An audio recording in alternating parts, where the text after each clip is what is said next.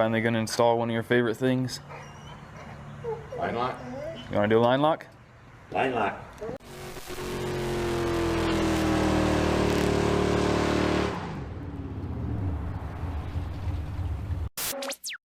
So if you're not familiar with line lock, it's basically kind of oily. It's basically just an electronically controlled solenoid. You put, here, let me set this down. It's basically just an electronically controlled solenoid. You got a power and a ground. All it does is just open or close.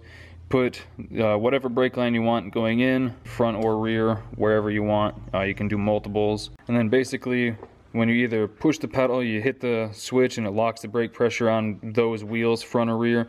Or you can leave your foot off the brake, push the button, it'll close the solenoid so that when you push the brake pedal, no fluid can get to those wheels. It's called line lock, it's called roll control, it's got a few different names. Basically, it just makes burnouts really easy.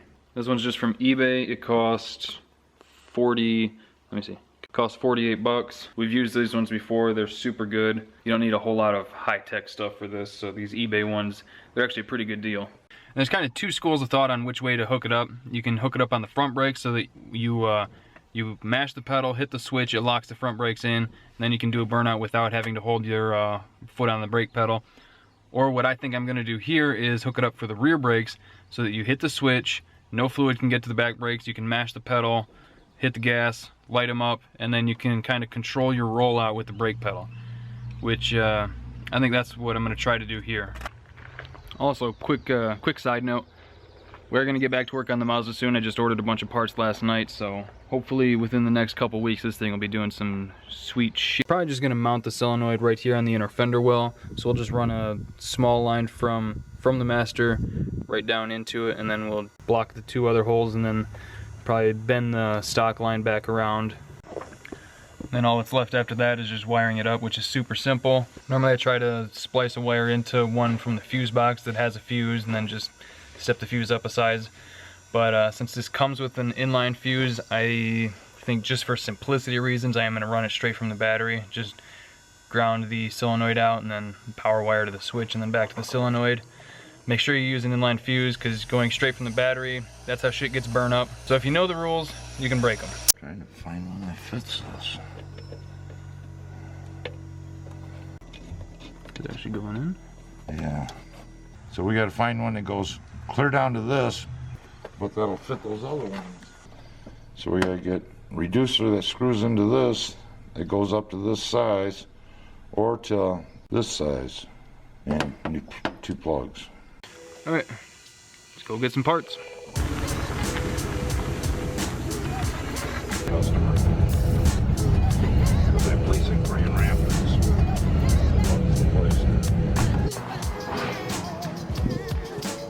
So that's 10, 12, but that's 10 on this side, 12 on that side. Yeah, I need it the other way. Yeah, I don't think I got anything that goes the other way. 20 minutes later. Eventually we'll get this figured out. Eventually.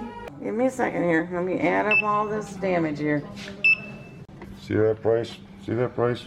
Look at that. See that price? Yeah. Okay. Yeah, about a half hour. Half hour to find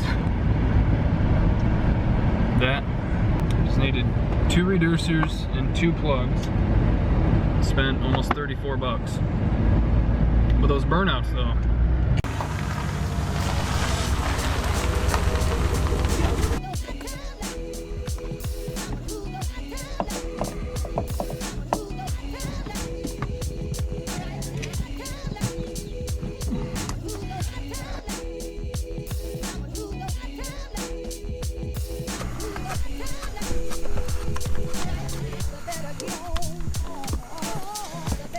That's right there.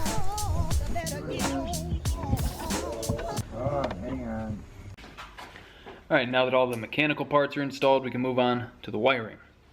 Like I said earlier, we are just going to run it straight from the battery. So pretend this is the line lock solenoid. We're going to run the ground either to the negative on the battery or to a ground somewhere on the motor. And then for the positive, we're going to have a line going from the battery with a fuse in it to the switch, and then from the switch to the positive on the solenoid. This is a toggle switch we just had laying around.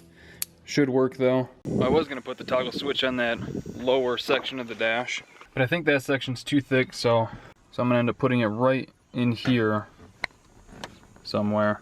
Either here or over here more. Or maybe over here. Let me think about it for a second. Do I want it on the left or the right?